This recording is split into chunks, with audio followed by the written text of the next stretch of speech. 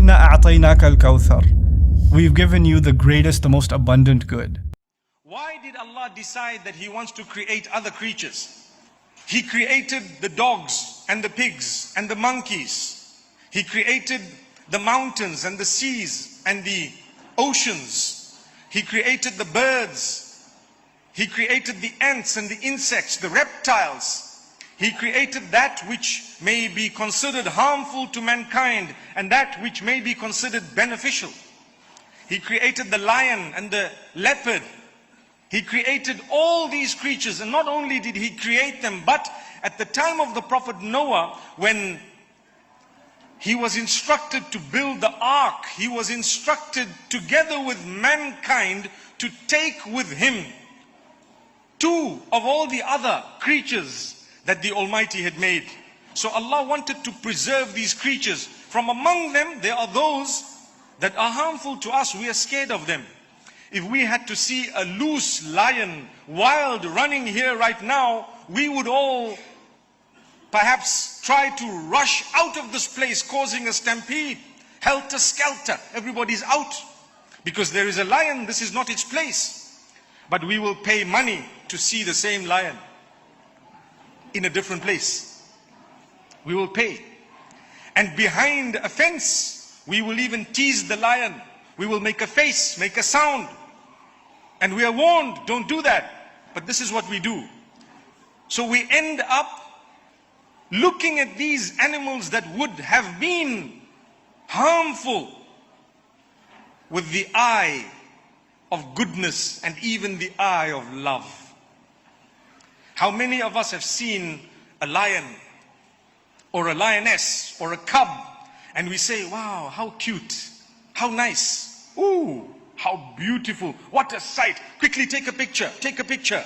We say that, don't we? But that's a lion.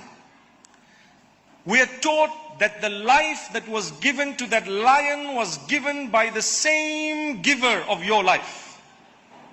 Don't forget that. Whoever gave you life, gave that lion the life. We forget that. Subhanallah.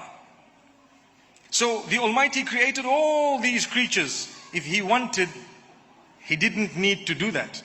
He could have just made mankind. That's it. But Allah says, no. I want you to understand that I am the giver of life. I will give life to whomsoever I wish and to whatsoever I want to give life to. I have given life to the animals. I've given life even to the plants. We see the plantation here. Who is the giver of the life? It's Allah. And this is why we are Muslims. We are taught that you cannot take the life away of the animals in a destructive way. No, I cannot just say, okay, I'm going to shoot all the lions. No, as a Muslim, you're not allowed to do that. Yes, if it was harming you, it came for you, it was attacking you, you have the right to defend yourself. Perhaps you might even take its life away at that juncture, but there was a need for it, and you did it in the most humane way.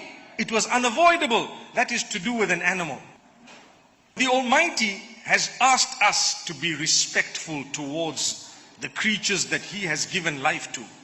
You respect the animals. You know, you and I have been taught that there are certain foods that you will eat and certain foods you will not eat. Well, it would have been easy for you and I to say, well, why did Allah make that if He did not want me to consume it? Who told you that everything He makes should be consumed? Who told you that?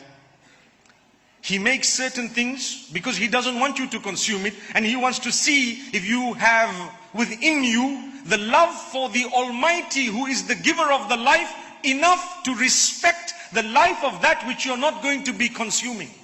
It's a very deep statement. I'm not allowed to eat, for example, a pig as a Muslim. Flesh of a swine, for example. I'm not allowed to consume pork.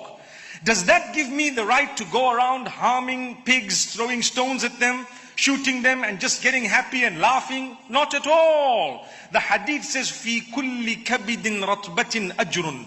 Do you know every animal that you are kind to, you reach out to, everything that has a liver, everything that has been given life, by the Almighty. If you are kind to it, reach out to it in a positive way, you will earn a reward. So if you are destructive towards it, you will earn a sin. If you go around just taking a gun and shooting the monkeys that are all around, because that's it, you're enjoying shooting monkeys, you're not a good Muslim. You have insulted the giver of the life of those monkeys. Allah gave the life. Remind yourselves and myself, if you want love to be promoted, the beginning of it is to ask yourself, who am I? And who are the rest of the people around me? And what is the rest of the creation? What's my connection with it?